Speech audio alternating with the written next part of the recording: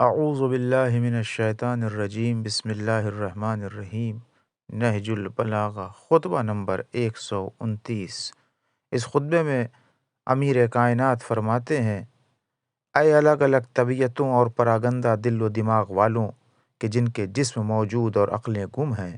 میں تمہیں نرمی و شفقت سے حق کی طرف لانا چاہتا ہوں، اور تم اس سے اس طرح بھڑک اٹھے جس طرح شیر کی ڈکار سے بھیڑ بکریاں۔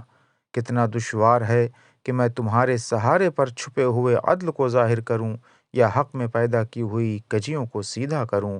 بار الہا، تو خوب جانتا ہے کہ یہ جو کچھ بھی ہم سے جنگ و پیکار کی صورت میں ظاہر ہوا، اس لیے نہیں تھا کہ ہمیں تسلط و اقتدار کی خواہش تھی یا مال دنیا کی طلب تھی،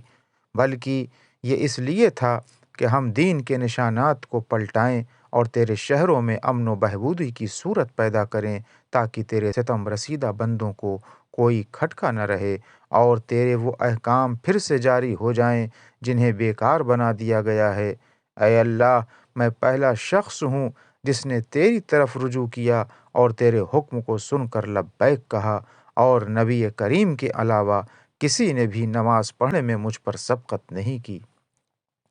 اے لوگوں، تمہیں یہ معلوم ہو کہ ناموس، خون، مال غنیمت، احکام اور مسلمانوں کی پیشوائی کے لیے کسی طرح مناسب نہیں کہ کوئی بخیل حاکم ہو، کیونکہ اس کا دانت مسلمانوں کے مال پر لگا رہے گا، اور نہ کوئی جاہل کہ وہ انہیں اپنی جہالت سے گمراہ کرے گا، اور نہ کوئی کج خلق کہ وہ اپنی تند مزاجی سے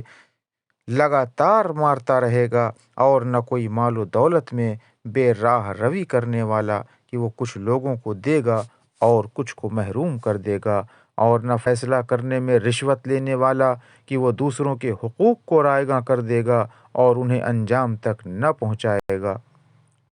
اور نہ کوئی سنت کو بیکار کر دینے والا کہ وہ امت کو تباہ و برباد کر دے گا۔ وآخر دعوانا ان الحمد للہ رب العالمین۔